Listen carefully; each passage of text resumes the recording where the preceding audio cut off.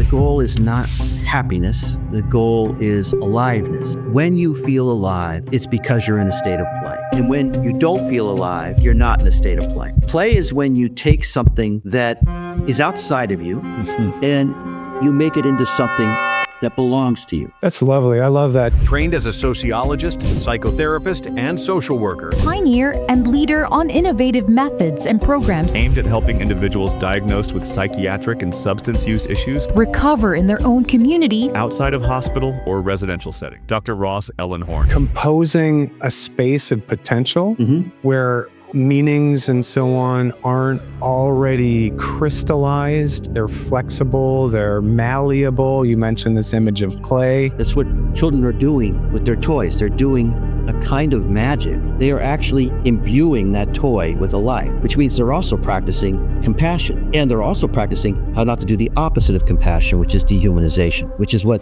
we adults do all the time. We are either feeling like the person's there or we're treating them like a thing. What makes a body docile and playless?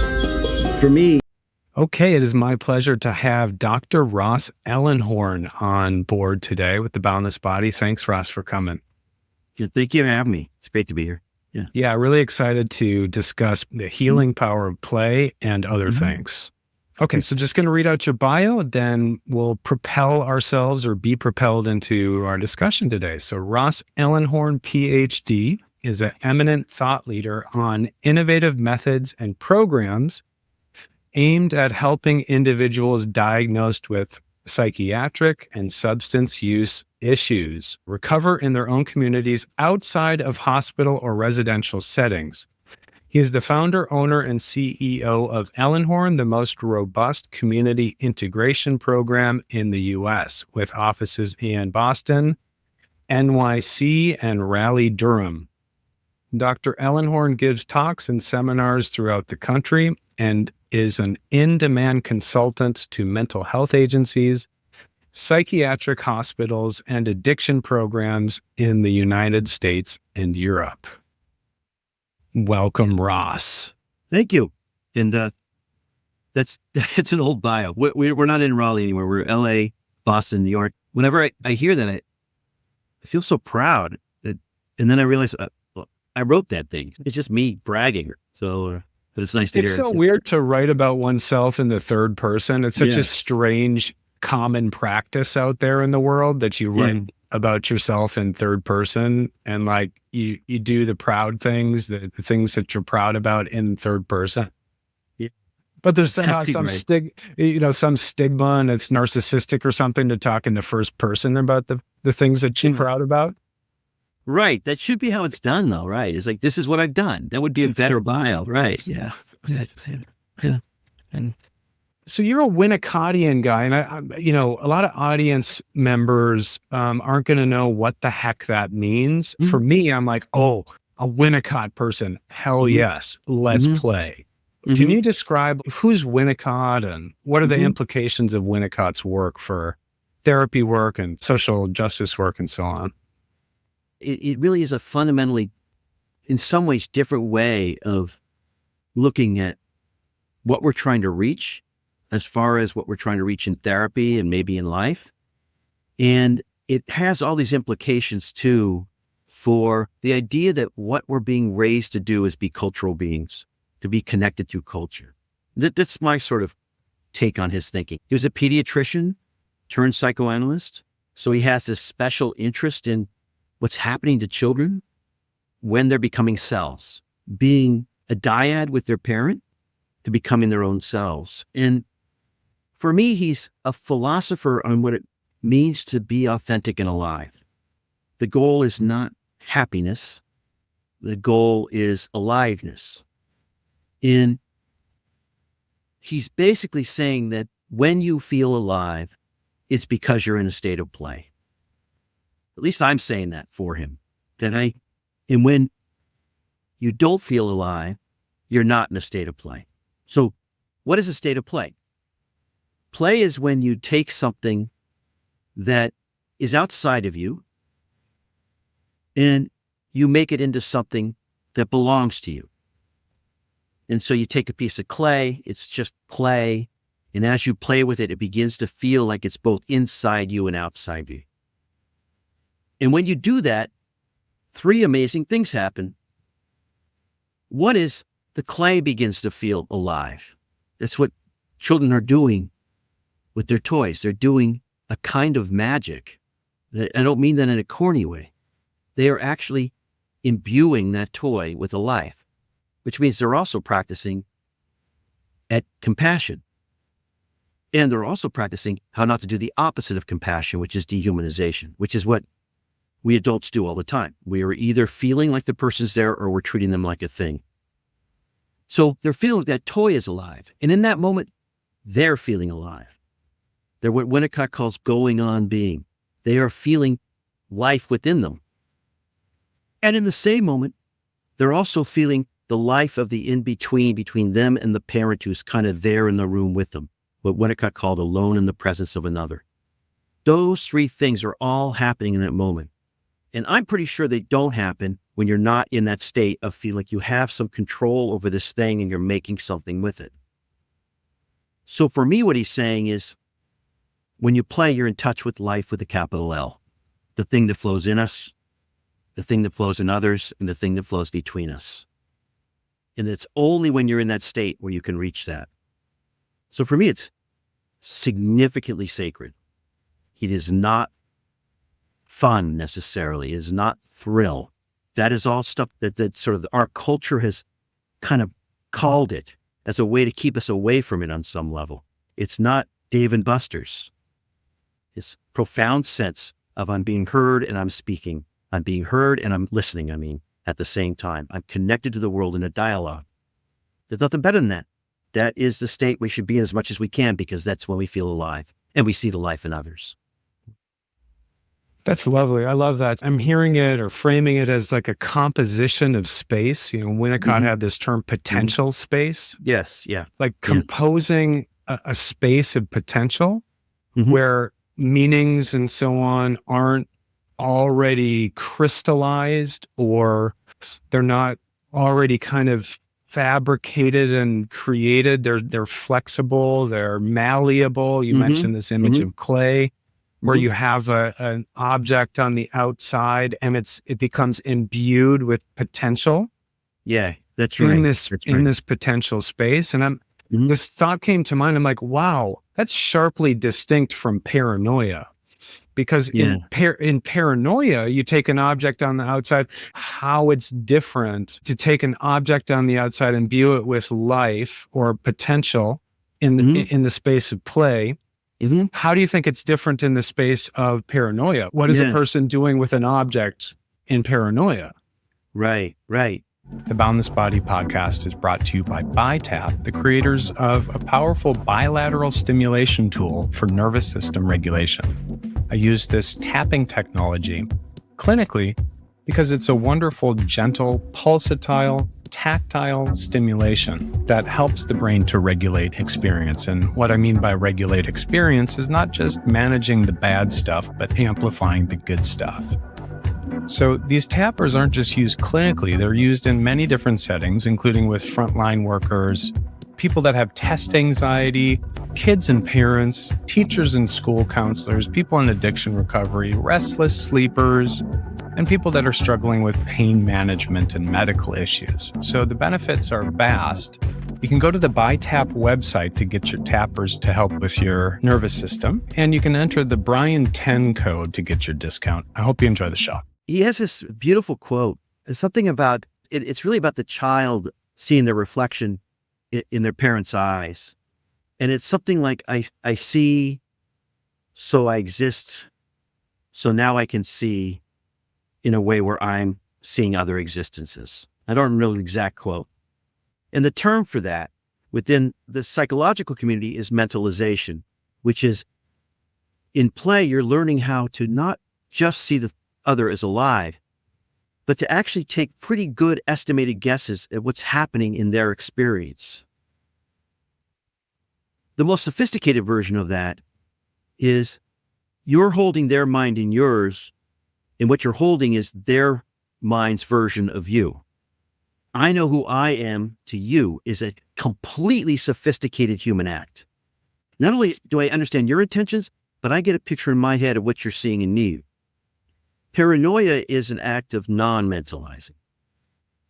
I have figured you out. I'm not really listening. I know what you're doing. And it's often the result of not being able to mentalize. Because once you can't figure out what the person's doing, the thing that's going to go on in your head is they're going to hurt me. I can't trust them. And mentalization and play are flexible. Paranoia is a non-flexible state. You know, it's a non-playful state. It's a non-plastic state. It's a very structured, concrete way of seeing things. Play is always about, okay, here's this idea. Now I'm going to play with it. What's other versions of it? All that, you know? You mentioned before we clicked record this distinction between play and fun. I think it's a lovely distinction. Like, I think you mentioned like something like, you know, somebody showed up at a workshop and about play, all about accessing this potential space of play. And they're like, hey, we're not having any fun. Right. What's this distinction? Why? I think it's a cool distinction. Yeah.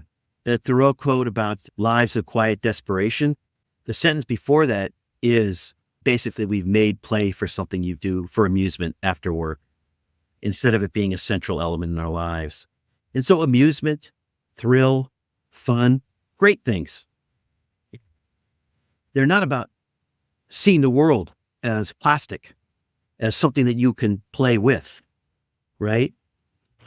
Disneyland is probably the least playful place on earth, right? They always talk about how there's something on earth. Well, that's one of their things, is we're the least playful place on earth. They're about excitement that's given to you where you have no say or relationship with it. Play is always about bringing your inner life into the outer world and bringing the outer world into your inner life. It's always a dialogue. Those are very different things. There's nothing wrong with fun and excitement and thrill, but they're not, and they can come out of play, right? They're typically prescribed, and you have no say over what the event is. It's just sort of given to you. That's not play. That's not dialogue. It's not a conversation with the world. And play is always about a conversation with the world. That's what makes it the thing that makes us cultural beings. Because when you go to an art museum, you are being an artist. You are painting your version of that painting. When you read a book, you're writing the book. And if you're not, there's nothing happening. You're just audience, you know? And so to be a cultural being means to always feel like I'm part of this thing. I'm engaged in this thing. I have some say over my experience of this thing. And that's different than a roller coaster, which are a blast, but it's different than that. So common phrases out there are phrases like, I play soccer, or I play football, I play music. Right. You think this is really play? It can be. You're using your skill. That ball is a thing that you feel has a kind of a life in its relationship to you. You're with a team, and you have you're part of that team, and so it can be very dialogic. It can be this moment of that. Yeah. When we play with ideas, what we mean is that we're playing, right? We play around with this. So we're all sort of contributing. We're all part of that, you know? It has been given too fun a rap. It has been placed in the area of amusement instead of a central, serious element in our lives. And there's all kinds of reasons for that. It's clear that it's good to sell a version of play, which is fun, and to tell people that play is the least is sort of invaluable, not valuable, makes people feel like, well, that's why my day is all boring. You know, is that serious life is an empty life. Playful life sort of, you know, on the outside, it's not important, right? Yeah. What's important is productivity, Ross. Productivity. Exactly. Yeah. You know, if you're not doing something that has ultimate utility, then it's worthless. Yeah, exactly. And conformity and being normal and all those sorts of things. When you think about the pressures in the world to be the same as everybody else, you're talking about a kind of violence to who we could be, you know, which is what Martin Luther King called the sacredness of human personality. You know, the powerful sacredness of being an individual in a way, and not a rugged individual, an individual who's engaged in dialogue with their community and their world, you know? Yeah.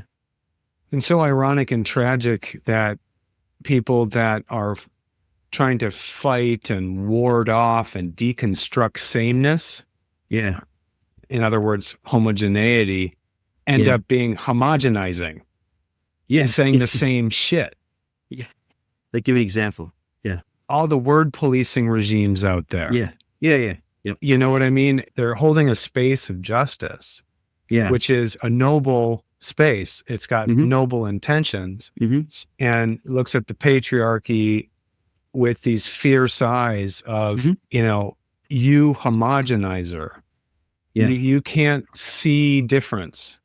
Yeah. You, when you see difference, you jettison it and you abuse it and you Mhm. oppress it.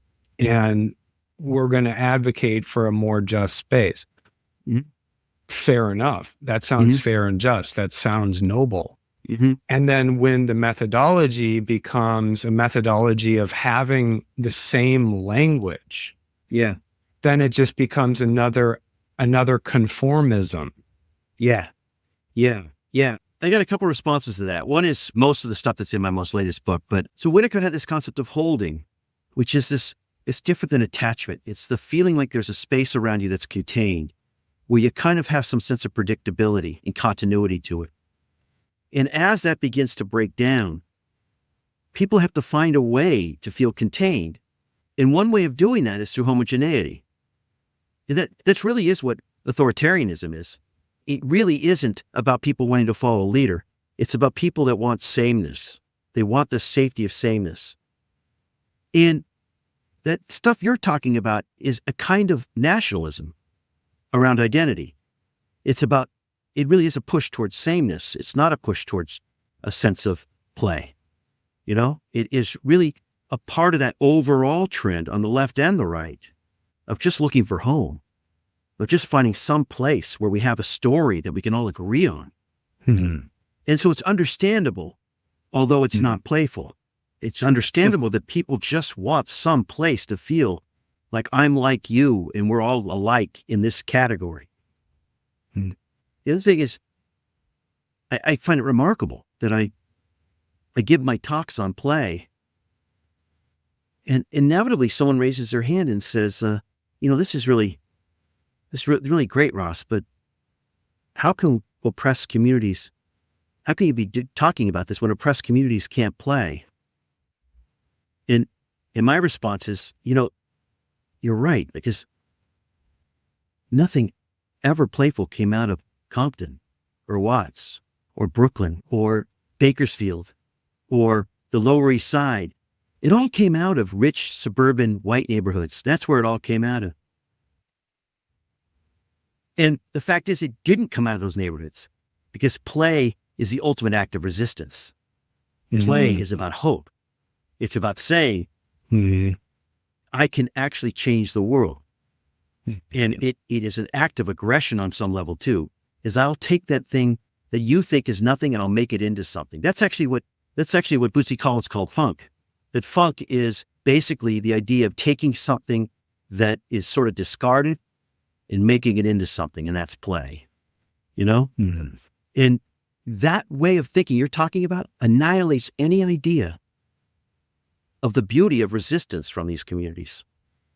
Of the ways in which they found remarkable ways to resist. It is a complete version of oppression instead of resistance to oppression. And the fact is, this country has elders who have given us the story of how to live a good life post-tradition. And those elders are John Coltrane, Bootsy Collins, Ella Fitzgerald, the Transcendentalists, Allen Ginsberg. All these people have given us this tradition and nobody's listening, which is the tradition of improvisation, of I can create customs around improvisation. I can live a life where my voice is heard within the community, right? Cornel West talks about this all the time. It's the basic American story is in jazz, and so does Marcellus. It's basically about how do I listen and be heard at the same time? How do I How do I do deep listening and deep expression of myself? It's been given to us and it's being ignored as really the message, the lesson of how to live a modern life. In my own work, in my book, I talk a lot about the shadow side of trauma discourse. Mm-hmm. Yep. That trauma discourse has become traumatizing. Mm-hmm. Mm-hmm. And it's propagated like wildfire, such that trauma becomes the kind of explanation for all human suffering. Mm-hmm. Mm-hmm.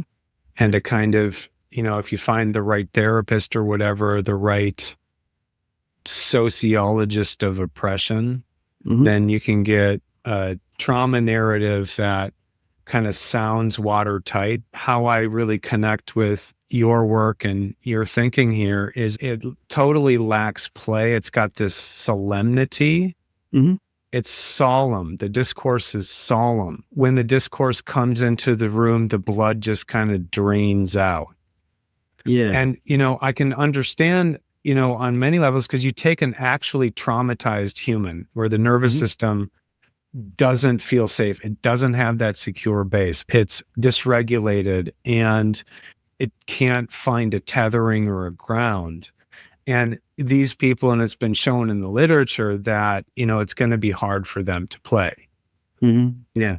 There needs to be a space to develop the capacity, right? Especially with Mm-hmm. highly traumatized individuals. But if they get an identity, Mm-hmm. The victim identity or the identity of, it's a traumatizing world and, and everything just becomes solemn, then they're not going to really learn how to play ever. And they're just going to propagate more solemnity. Yeah. Yeah. It's complicated because solutions are all often about play and movement. The experts are sort of suggesting is about play and movement and things like that. Gabor Mate, great, really has done so much for the field, but he's a doctor. So it's always about find the source. The source will tell you what the cure is, and it becomes this certainty. And to me, solemnity is a very good term, but to me, it's about certainty, that the minute we make somebody certain, we're not seeing them as alive. You can only be certain about non-living things. Everything else you have to follow and be curious about. And that thing you're talking about is happening throughout behavioral health. Mm-hmm. I entered the kind of psychedelic field 3 years ago. In coming out of my concerns about this thing about best practices and how to fix a person to this practice or that practice. And I was shocked to see that movement has become basically a certain movement. I often say there's a massive non-psychedelic movement going on in the United States, and it's called the psychedelic movement. Yeah. Yeah. And it's solemn. I mean, it's solemn. Like solemnity and certainty, I think are close cousins, right? They're kin. Yeah. Yeah. And it's expert-based, and it's diagnosis-based, and it's technique-based. It's all those things. Hey, am I getting fuzzy on here? You said that during the conversation? You did just develop some fuzz. Is that okay? Let's play with the fuzz as if it's an external object. Okay. Yeah. And just work with it. We're getting psychedelic, Ross. We're talking about, hopefully it's not the not psychedelicism. Yeah. But I really appreciate that light framework of, like this so-called psychedelic renaissance where there's, It is the movement towards the mechanization of curing human suffering. And that mechanization is happening everywhere in our field. The 50-minute hour is basically jazz. It's basically improv. It is a person who's well-trained in understanding the psyche, who is there to help another person suffering. And then it's improv. It's following the person. It's not making judgments about them that are certain. And those hurt people. That's the invention. That invention has now become, if you're broken this way, you need this technique. If you're broken that way, you need this technique. It has become like sending back something because you have a warranty on it. It goes to this factory called a psychiatric hospital. They supposedly fix you and you're sent back. It's completely part of this process of conformity, what Michel Foucault called normalization. It's about that. It's not about, how do I follow this person? How do I bear witness to this person? Trauma care is about bearing witness. It's not the event. It's the fact that I was not witnessed after the event. The witnessing is not, I witnessed this thing and I know what that means physiologically for you, and this is why you're having that experience. Witnessing is, I want to know what that experience was for you. Not for you as somebody, I have this gauze of trauma in front of me to figure out, but I'm here for you. I'm here. I'm listening. I'm responding. And the power of recognition. I'm recognizing your experience. That's what our field is built on. That's how it started. You mentioned Foucault, who was a philosophical hero of mine, and he had this term called the docile body, which is, I think, just a wonderful term for a body that lacks the capacity to play. Struck through with rigidities and struck through with what some scientists call domestication syndrome.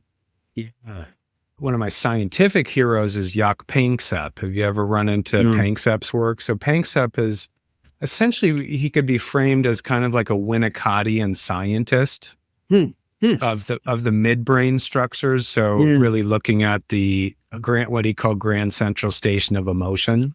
And what he's positing in his work is that there is a play system that plays a fundamental affect that we share with all other mammals. Just look at a dog, and it talks about play bids, like a dog puts its head down or its snout down, and then the tail goes up and starts wagging. And these are play bids. And us mammals, we give play bids all the time. When one is sensitive to it, one can notice these days that play bids, you can maybe give out, what do you think the percentage is for, like these days? We'll go just in general, and then we'll talk about the therapy world. What do you think the percentage is for, if you give a play bid, how many times do you think, what percentage is it received as a play bid and then returned? Just on an average. I don't know. That's got to be low, though. Or it's just me. It's just, I'm not good at it. But I doubt it, because you devoted your life to this stuff. So. No, I think that's, that's like how much misattunement during the day is going on. I think it's got to be probably under 10%. Yeah. And it's got to be under 5% in the therapy world. When you look at the world of an infant, so much of it is play bids, because what they're bidding for is what's called intersubjectivity. They're bidding for, can I feel a sense that there's a you and a me that are joined? And they're constantly bidding for that. On some level, the attachment experience before there's language is a lot of that, because they know that in that moment they're feeling the sense that they're not isolated, but there's some experience of a connection, and then it's just this disappointment after disappointment that ends up harming us at that age, Well, so that is a good prompt for my next question, which is, what makes a body docile and playless?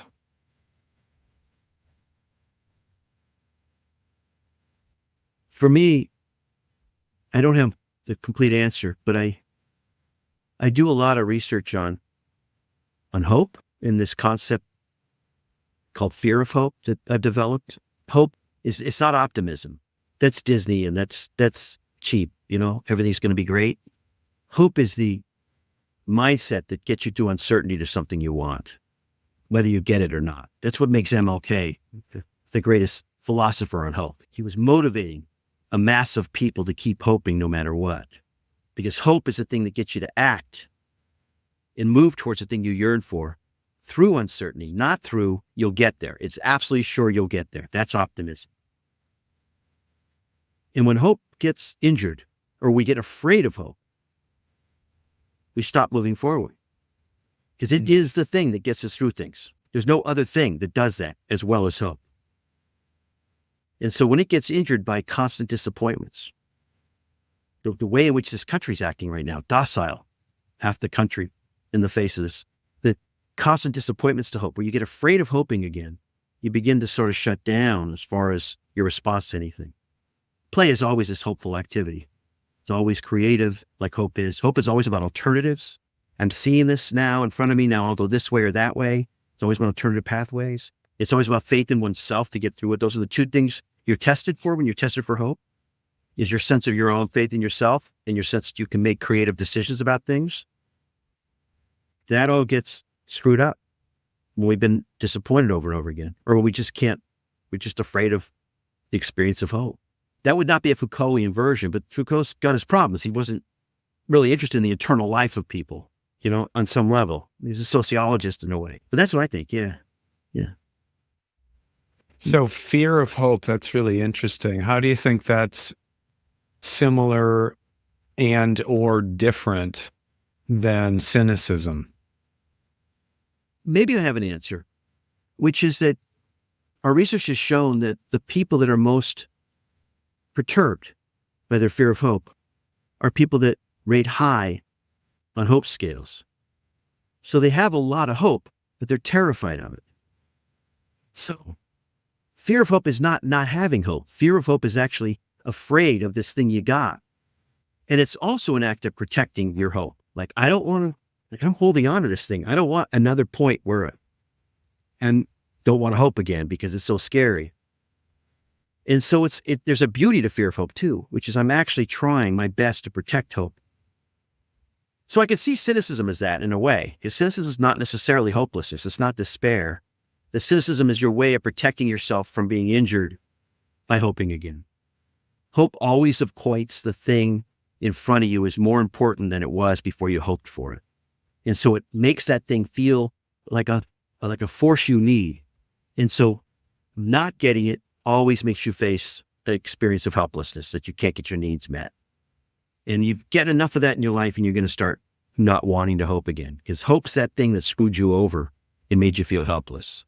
And so you start staying the same and just don't want to move forward and become docile, And that is kind of what the psychiatric system does to people, So in a Foucaultian way, it's just constantly sort of stopping their ability to kind of move forward in that way. He would never agree with what we're talking about. He just, and there's problems with that, but he wouldn't, But he'd do some really good gestures. Yeah. No, he's, brilliant. Yeah, brilliant, strange guy. Better gestures than us. We've barely gestured, Ross. Like, we're on the gesture scale, we're like down at 0.1 or something. Yeah. Speaking of gestures, I don't know. I hope I'm not introducing something that takes us off course, but I'm writing right now about the experience of that recognition, knowing someone sees you in a caring way, and care are actually the same thing when it's provided by somebody who's wanting you to kind of be alive. That when you care for somebody, you're recognizing them. And when you recognize somebody in a way where you want their best interest, you're caring for them. Care is really attention, right? I'm paying careful attention. And that these things, they're not separate when we're trying to hold somebody, when we're trying to comfort somebody. They're the same thing. There's one thing we're doing at the same time. And that is not through words all the time. It's through all kinds of things we're doing. It's picking someone up at the airport. It's an expression on your face. It's all these things because you needed that most when there weren't words. You needed that caring recognition the most when you couldn't speak.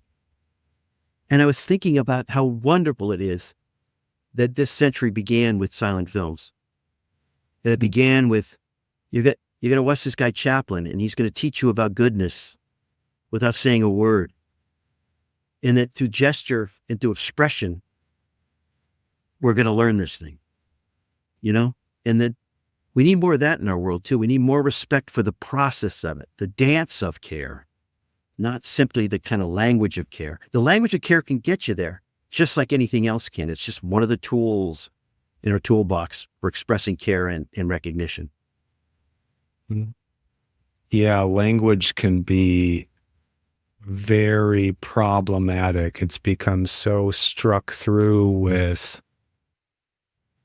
identity vectors, where there's this kind of sense where identities are being cloned and propagated through language. And rather than a play bid, it becomes like an identity bid, and instead of the tail going up and the head going down, it's the head up, positing, regurgitating content, propagating, cloning content that establishes an identity over and above other identities. Yes. Yeah. And, it is most definitely not playful. No. I mean, it can be if it's poetic, it's metaphorical, right? Poetry is a whole nother language, right? Because it's closer to the actual flow of affect and life. Yeah, that's right. And this is why I love Walt Whitman. He's just one of my spiritual teachers, because he can articulate something that the content sounds arrogant. The content sounds arrogant. But if you're with Whitman, if you're sitting on the bench with Whitman, if you're on top of the hill or whatever, inhaling great draughts of space with the guy, you feel that it's not arrogant, that he's playing with the cosmos. And you're playing with him. And you're playing with him. You're having a dialogue with Whitman. You're in a dialogic space with Whitman. Yeah. And then, and Foucault definitely had a point of view that wasn't just about discourse. He took the aperitif, the structures around us create these situations too. But, this idea of knowledge and having knowledge about another and how powerfully oppressive that is. A lot of that's languaged. It's harder to do without language.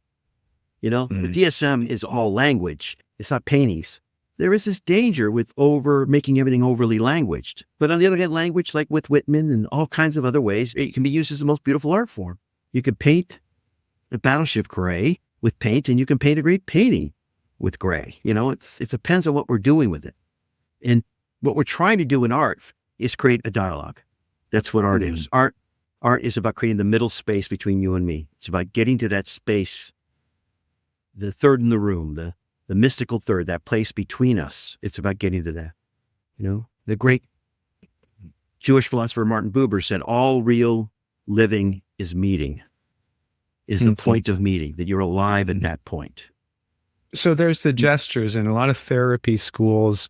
Training therapists are taught to mirror their clients, sometimes physiologically, sometimes matching them in terms of tone of voice and, cadence and how the body is shaped and so on. And I'm a dancer, Ross, and I'm also very much a sociologist. So when I go to a dance floor, I'm observing the dance floor as a participant observer. I'm kind of witnessing it as an organism, so with many, many parts. And what I'm really, really interested in is how humans interacting, because in a lot of these dance spaces are nonverbal spaces. So I get to really see and observe and witness how bodies are interacting. And I'm really interested in how bodies respond to being mirrored. Okay. So I personally think that, kids pretty much love being mirrored. Okay. But it needs to be a kind of flexible mirroring. If you keep on doing it over and over again, then they're going to get bored with it and say, stop doing the same things I'm doing. But what I've noticed is that with adults, for the most part, I would say a stunningly high percentage of adults, if you do a similar movement as them on the dance floor, and kind of mirror them, that they will shut down and go away. Yeah. I mean, yeah. I got a couple responses. One is, man, thank God we're getting psychedelics off the dance floor, because there was nothing therapeutic going on in dance clubs. Nobody was getting anything out of that. It was just partying. And thank God we're putting it into like clean, sterile doctor's offices, because that's where it belongs. It's off the dance floor and in something that looks like a dentist's office. We've really gotten far with the power of psychedelics. That's or with the head shaman that's screwing all the participants. Yeah. The Renaissance is we finally figured out how to tame this thing and make it so it fixes people's depression. The other is attunement is not mirroring, it's marked mirroring. It's not, I am replicating what you're doing. It's, I'm responding to what you're doing, and I'm showing you that I recognize what you're doing by mirroring. Mm-hmm. I think it's terrifying for a kid if you're exactly mimicking them. Right? It's about, I'm here, and here's what I hear you saying. This is a moment of recognition. Mm-hmm. Thank you. Now I'm dancing that way. Yeah, attunement's a great word, right? Because it's like, okay, what you're playing is like a C minor, okay? And here I go. I might mimic elements of your plastic or your how you move and so on. Yep. But if it's too much of a parroting, then it can turn people off. I have this riff that I go on when I'm teaching that, there's some field of distortion that if you're mirroring that C minor, then people will read it as being mocked. So I talk about mirroring versus mocking. And that for some reason now there's this paranoid propagation about being mocked through gesture, because a lot of this stuff is nonverbal, right? Right. I think a lot of it has to do with, like during this sometimes very difficult era of being a teenager and coming of age and so on, that kids get mocked a lot through precisely this, through a kind of a mirroring that's got teeth, like, and venom. Yeah. Yeah. And people feel very vulnerable on the dance floor, so they can't be sure. But it's done creatively. It's sort of like saying, I really appreciate the move you're making. Can I it's C minor. And that's nice. Yeah. And that's inspired me to do something else with it. Is that cool with you? Yeah, I see your C minor. Here it is. Now, how about this B major? I don't know music talks. So. Yeah. I think Miles Davis once said, like, all I'm doing is trying to point out what the other guys are doing. All I'm doing is like, this is what he or she is trying to tell you right now. This is my version of what they just said. And that's such a perfect example of the way in which play is with a community event. It's, just because you're giving voice to your own being doesn't mean you're being a rugged individualist. You're actually, the way to be a part of things, at least in the modern era, is to be able to take in the world and make something out of it that's your own, and then contribute back. And then the person takes what you made and they do something with it. And it becomes this polyphony of all of our contributions and all our uniqueness. That's the best we can do. We're not going back to tribal life. We may have discovered a way of getting along that's better if we can actually make it happen. If people have the courage to not just seek homogeneity, there's a good chance they don't. There's a good chance the world's turning towards homogeneity. But there is a gift in modernity. I'm semi-pessimistic that we're going to accept that gift, but there is a gift. The banks of the Mississippi River, the children of slaves came up with improv. It's unbelievable. And they came up with it only years after this whole other group of white people were coming up with transcendentalism, which was no communication between the two, which was about your individuality, that there's a sin. It's sinful to conform, that you're hurting God when you conform. These American traditions are right there waiting for us. And we're pretty close to silencing them and just ignoring them. They're a central element of American life. To let them into our lives would mean you'd have to deal with diversity. You have to deal with the fact that it's all these different cultures that brought this here.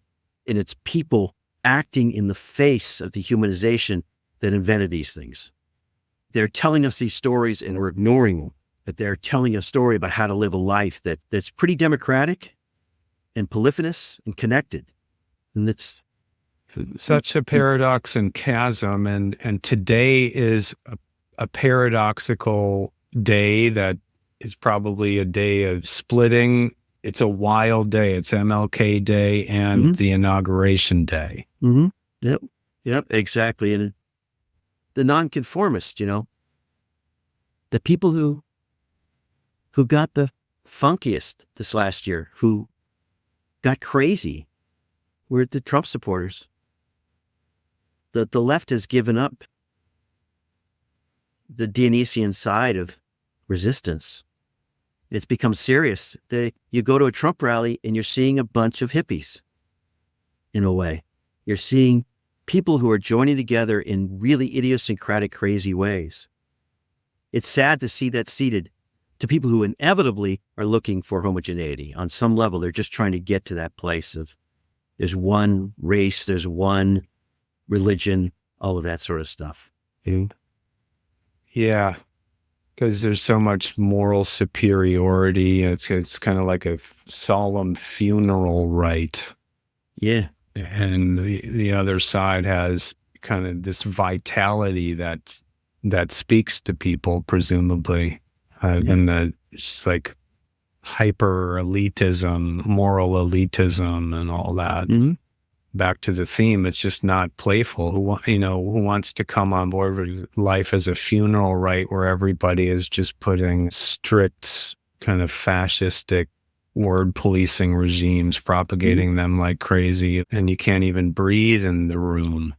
It's especially sad because I think objectively there's elements of real moral superiority on the left, which makes for a real fucked up paradox, right? Because, but then it's the identification with the moral superiority that is so rigid and playless and just not fun to be around. Yeah. In a crazy way, the right is the party of liberation.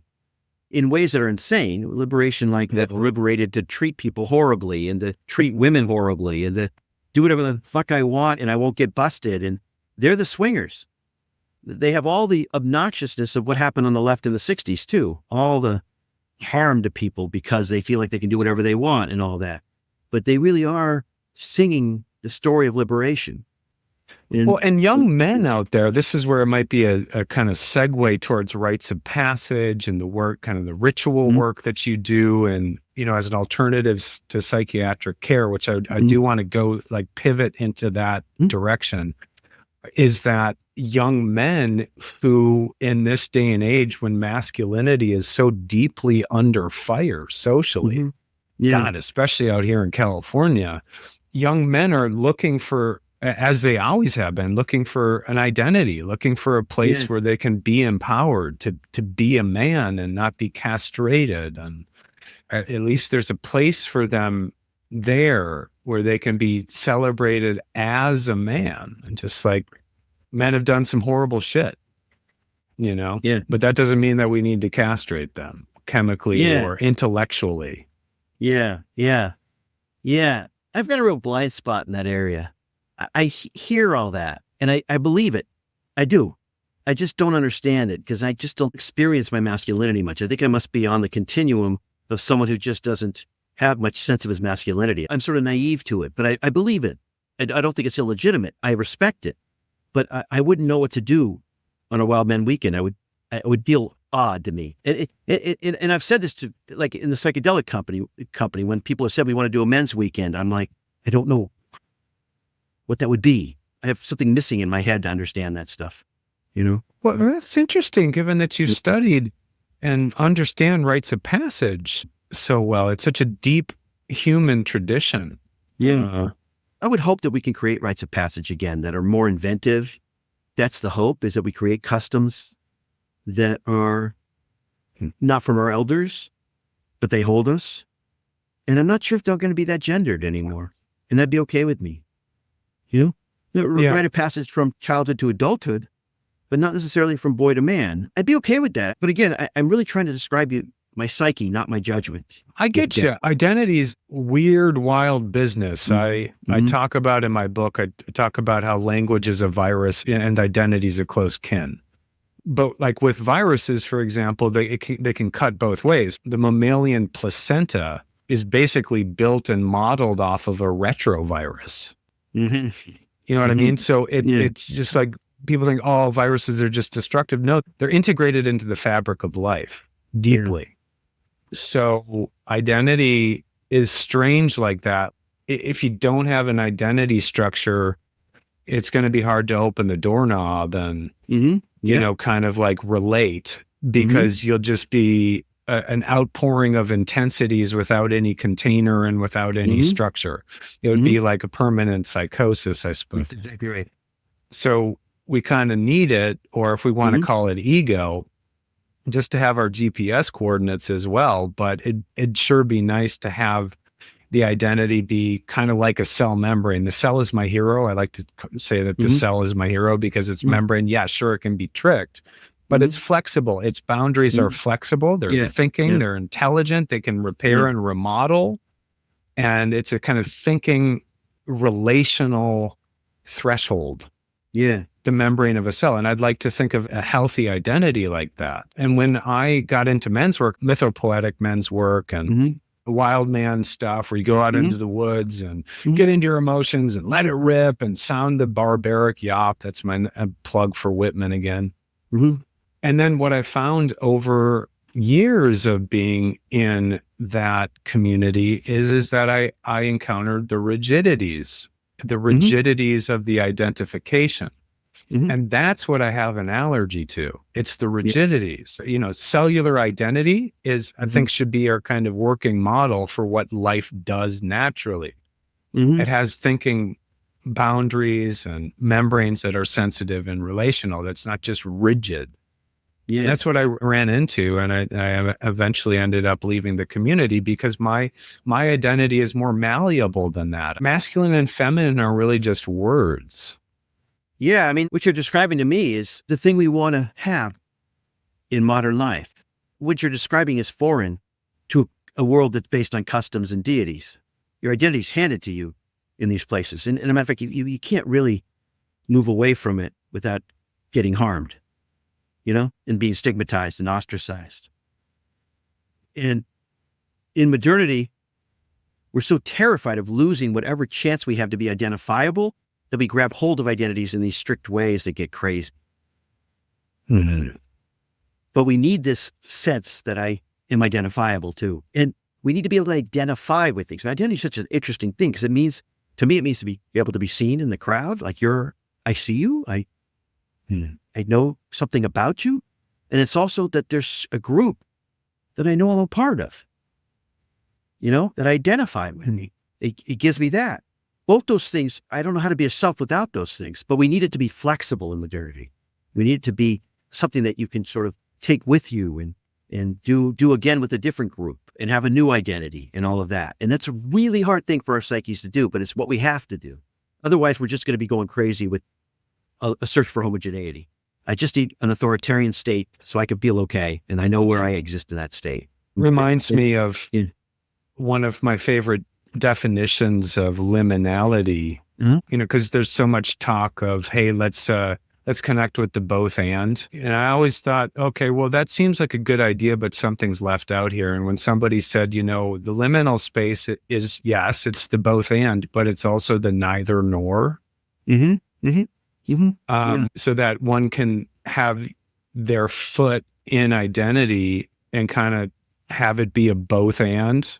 I'm both a man and I'm more than that. I'm a Brian. Yeah. I'm not only just a Brian, but a non-repeatable Brian. You know, what am I? A swarm of molecules.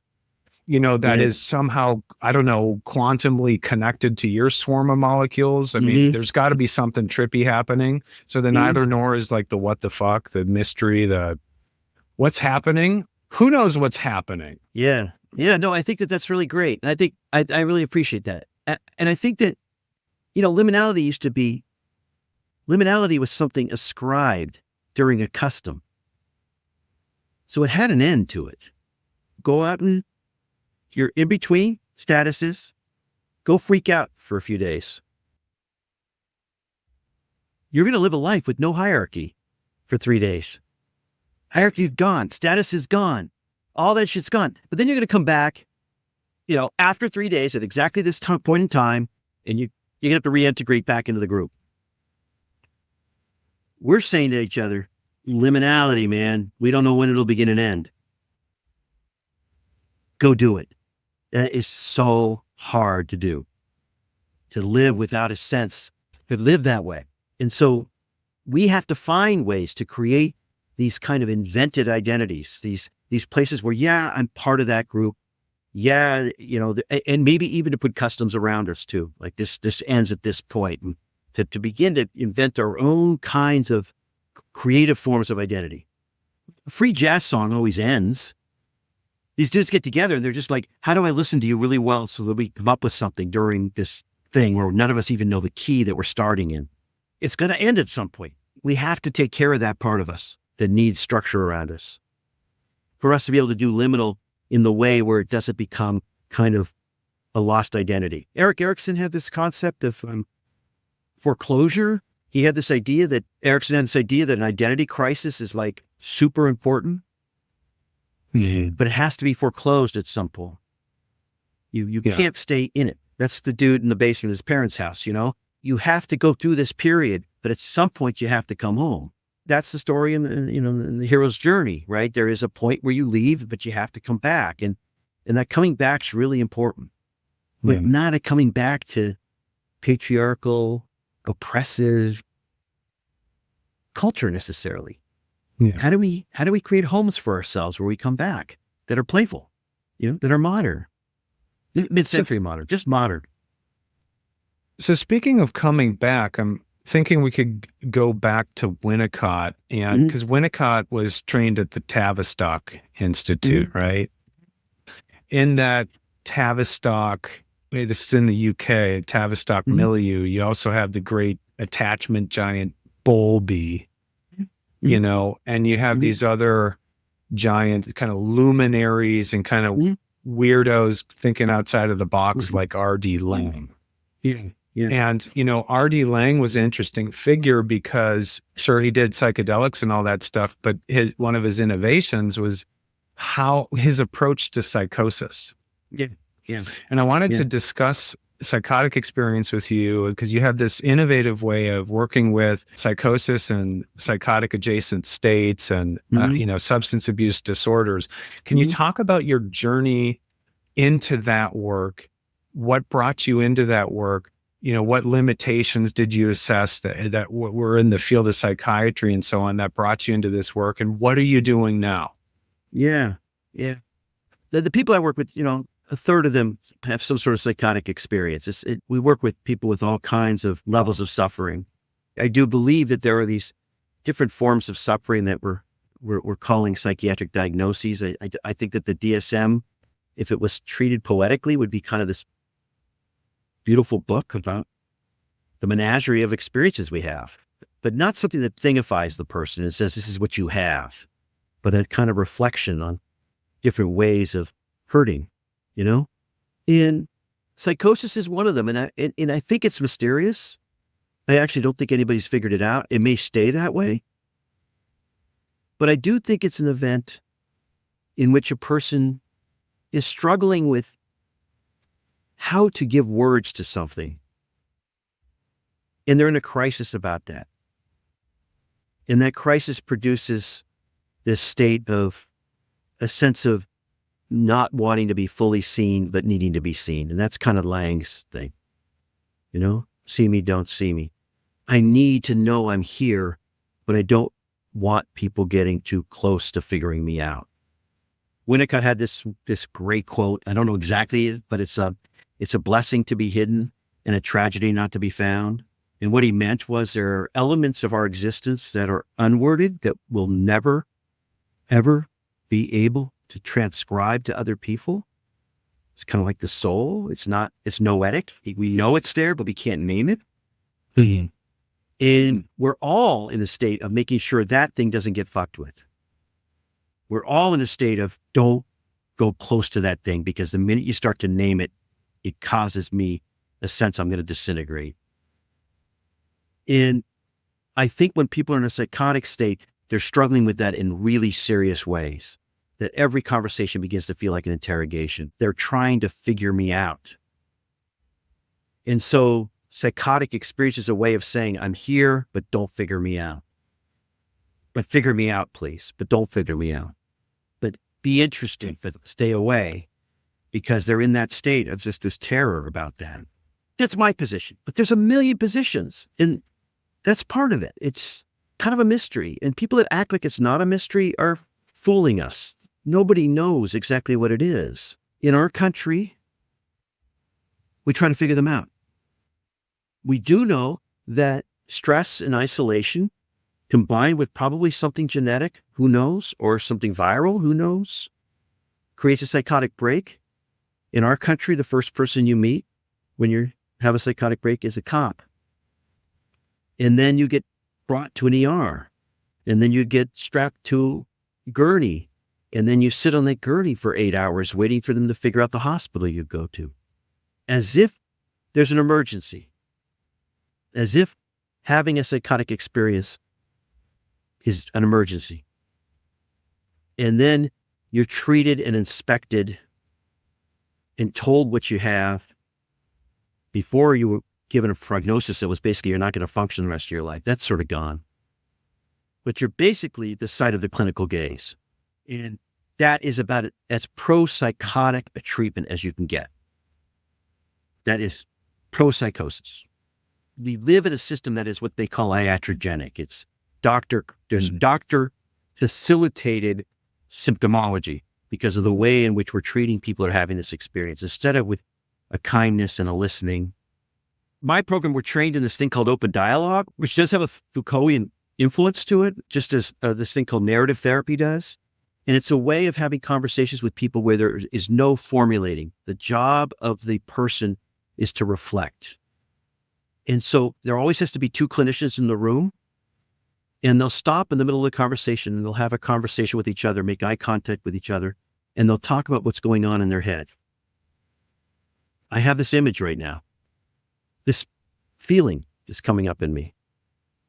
I notice when he did this, but never saying, and I think this is what's going on. Never doing that. And it seems to create a space of that it's a habitat where a person who has psychotic experiences feels at home. It lowers stress and lowers isolation. And that's the medicine they need, because it's sort of speaking, not their language, but it's speaking in a world that they can live in. We're not looking at you. We're not studying you, but we see you. And here's how we're experiencing you. It is a profound form of care. And the other part of the care is everything's transparent.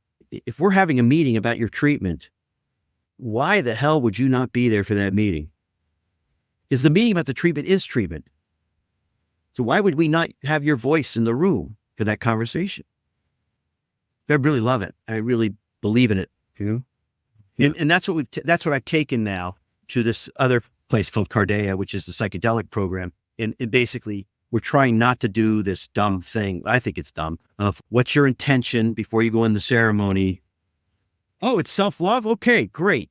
Okay, take your mushrooms and pursue self-love. And afterwards, we're going to integrate it, which is like absurd to me, because as a Winnicottian, I'm more interested in what's called unintegration, not disintegration, but I'm interested in not being fully integrated. And so we use this as a way of preparing a person, having this kind of conversation, and then it creates plasticity. They're walking into the ceremony as if they've been through a piece of art. And sometimes we make art with them, ready to then be curious and move forward within that ceremony. And if you've done psychedelics, you know as well as I do that you typically laugh at your intention by the time you're in it. You're like, that's what I thought I was going to work on? That's what I was here for. So why even do that part of it? Why not open the person up to this polyphonous, playful space where nobody's saying, you go to a ketamine clinic now and they say, okay, this is the prime treatment for depression. We're going to cure your depression today. This is what we're working on. And I've gone off a little bit. That's how I feel about it. And then the other thing is, just like all our clients, nobody is going to engage in treatment if they don't feel valuable in their world, if they don't feel pride in themselves, if they don't feel effective. And the mental health system calls people like that resistant, treatment resistant, in denial. They don't recognize that what's happening for the person is they don't have enough social resources around them to face the challenge of looking at their problems. My work's based on this thing for social psychology called threat assessment theory, which is basically you look at a challenge. A challenge is something that's difficult to do where you have enough resources to do it. A threat is something difficult to do where you don't have enough resources. So you're walking, it starts to snow and you're in your shorts, in a t-shirt, it's a threat. You put on a jacket, it's now a challenge. We're basically taking away that jacket from psychiatric patients. We're taking away all the social goods that make us feel like we can handle life.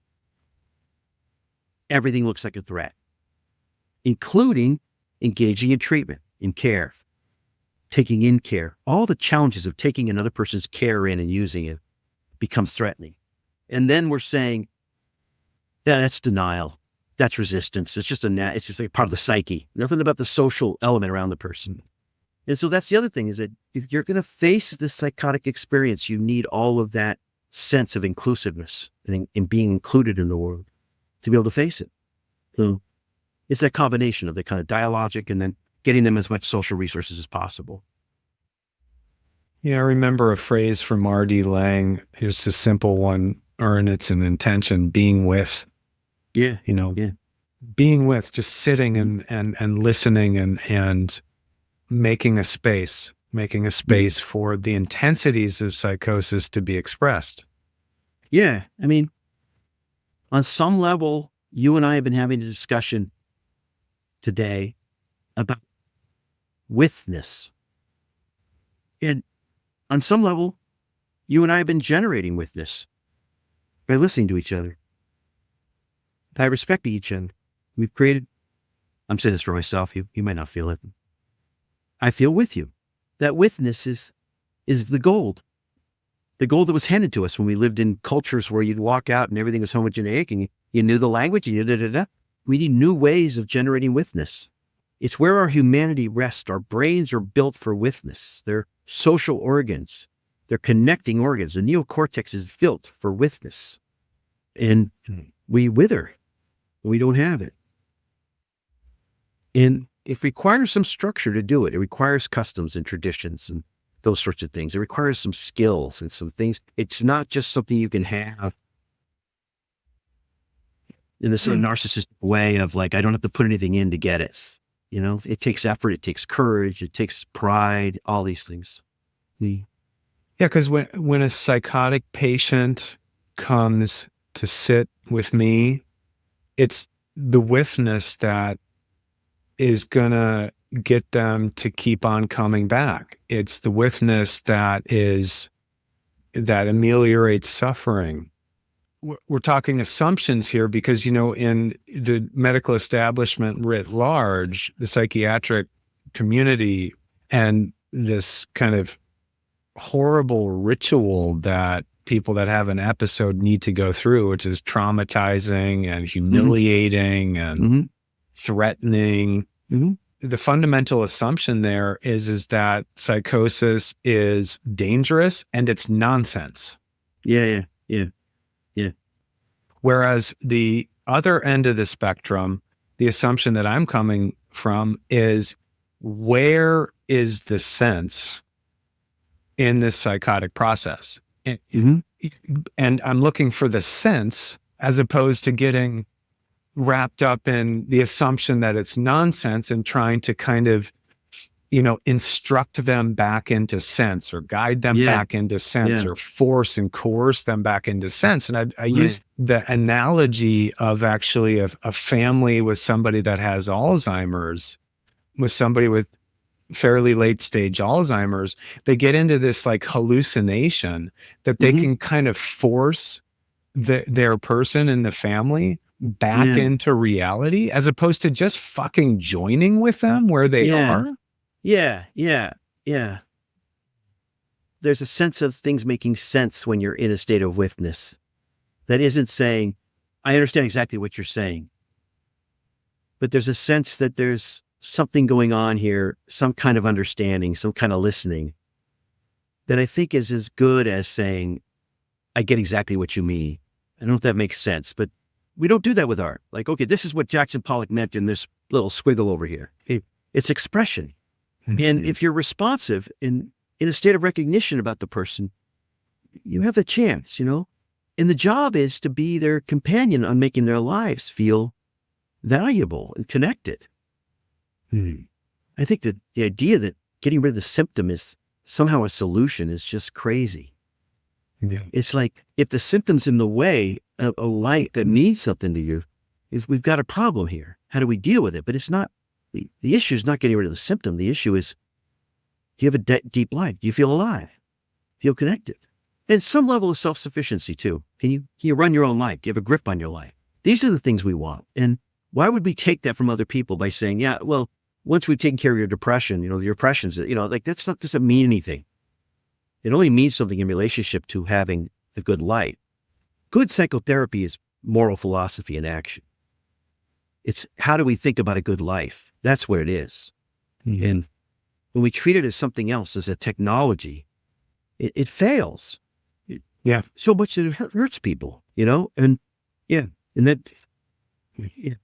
It's a call to invention. Let's invent together. Let's invent a healthy you together. Healthier you, whatever. And what does that mean to you, healthy? So the question that I was going to ask is, I don't know, I'll just throw it down and see what yours. It's more of a prompt, I guess. And because there's this orientation in the psychiatric community towards delusion. I put in air quotes, where it's almost like you have this rigid guiding phrase, foundation stone phrase, do not feed the delusion. Almost kind of like an ominous kind of God on high or something like that, saying, do not feed the delusion. So that's the prompt. What are your thoughts on that phrase? Yeah. First of all, I just want to be really clear on some level that we're having a conversation, a one-sided conversation about this. Because the other side is, this psychosis stuff causes a lot of suffering. Sure. It's not like I want to romanticize it as... R.D. Laing did that, right? R.D. Laing did that. Yeah. In another culture, this would be a shaman, and it's just a shaman walking the world in a secular world. Like that just doesn't get us anywhere. There may be some truth to it, but so what? What does that get us? They still have this individual suffering because of this, And there is a psychiatric event going on. There is a problem going on that is causing all kinds of shitty stuff for the person. And I want to be really clear that delusions are some of the most fixed things that people experience. I'm pretty sure of that. Like, a delusion is one of the hardest things to work with when it's fixed. It's there. We don't have a medication for it. We don't have a technique for it. But the thing you're talking about is, if anybody feels like they're not confused about that, they're not understanding psychosis, because it's a confusing state. To say, do not join their psychosis, there's problems with that. Join their psychosis, there's problems with that. You're in a confused state when you're working with someone who's having these experiences. But mostly, if you focus on the emotional response they're having to these things, you're in pretty good shape. I don't think that you're endorsing anything. They're not connected to you in that kind of way. Like, oh, Ross said this is real. That's not it. They're not very psychotic if that's what they do, On the other hand, you're doing something about your own integrity if you begin to say, they're going to see that you're not being you're not having integrity if you act as if what they're seeing is real, because they know on some level that you're from this world that's not seeing that, you know? And so it's a very difficult balance, you know? I appreciate your mobility. Yeah. I appreciate your mobility because it's the fixed element that gets us in trouble, right? And the reason why I mentioned R.D. Laing is he's classically considered the founder of the so-called anti-psychiatry movement, which then that propagated at Esalen Institute. And it's really one of the shadows behind some of the kind of healing arts and somatic approaches is this anti-psychiatric attitude, which is kind of like there's a Velcro hook in the psychedelic community for that as well. And then so you have this polarization where it's like, no, the delusion is like the saint or the cosmic hero or the shaman or something like that, when sometimes it's just a delusion that's fixed and needs to be addressed, and it's causing major trouble. Yeah, exactly. Yeah. And the whole anti-psychiatry movement, like I've hung out with a lot of psychiatrists. Most of them are just a gas to hang out with. They were an English major. They were a creative person. They got interested in this. They're completely in agreement with all this stuff, you know? So this whole idea that they're kind of bad or they're doing all this bad stuff, most of them are kind of curious and they went into it for the right reason. It's the institutions that are a problem. They're often living in institutions that have these prerogatives that kind of force them to behave in certain ways. And even those institutions have beautiful elements to them. They're not all just the clinical gaze. There's heart in them, you know? The Menninger Clinic, started by these psychoanalytic brothers. It's now in Houston. It used to be in Topeka, Kansas. Carl Menninger, one of the last letters he sent out was to Thomas Sass saying, "We've been arguing for years, but I think you might be right." You know? Well, feels like... Well, it's a good humility there, right? Yeah. But those guys were all about hope. There was an entire psychiatric hospital that was basically based on how do you deal with hope. You know, it wasn't about how do we pump you through full of medications, you know? Yeah. That was also before the medical model took over. You know, the psychiatric institutions on some level were very bad places. And then there was also this kind of humanity to them too, before the medical model really hit, you know? I just wanted to insert, because you mentioned hope so many times, one of my favorite philosophers of hope. Well, he's actually a theologian, Paul Tillich. Yeah. Who wrote this wonderful book, Courage to Be, which is just it's just a classic. It's just so wonderful. And and I'm taking some poetic license with the phrase that he said, but the spirit is there, that it's a paradoxical statement, as you often find with wonderful philosophers, that the only hope that's worthwhile is the hope that's forged in the furnace of hopelessness. Yeah. It's that relationship between hope and despair. There is no hope without despair. Hope is the response to despair. So it isn't generated except in moments of despair. He's important to me. And he and Buber were important to Martin Luther King. Sin is separation was Tillich, but King took that and thought about what that means within segregation, you know, and then King was contributing to theology as much as those guys were. Yeah. And now it's religious ideologies too that are like operating like brands. Everything's been liquidated and then imprinted onto icons. I wanted to talk about one of my heroes in the treatment of psychosis. John Weir Perry was a Jungian who had a clinic out here in San Francisco Bay Area called Diabasis.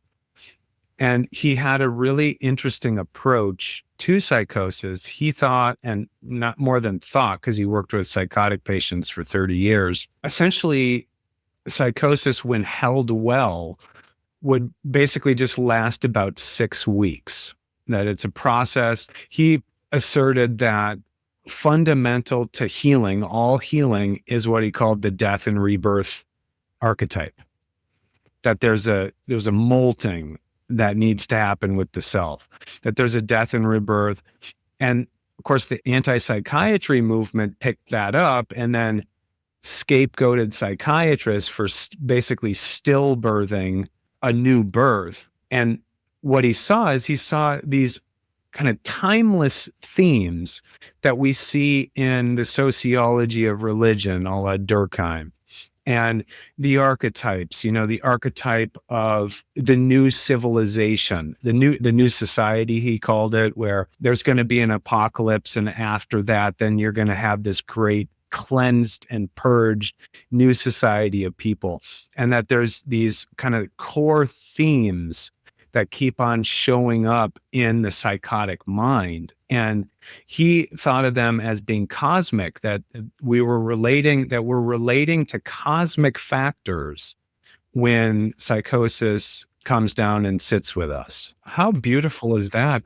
This naturally, rather than a cookie cutter approach, that's not the guy you are. There's an emergent intelligence happening. There's a direction, there's an impulse, and you're figuring out a way to do it safely. It's just wonderful work. And so this term that you talked about this phrase that you talked about in your dissertation, providing secular sacred rites of passage.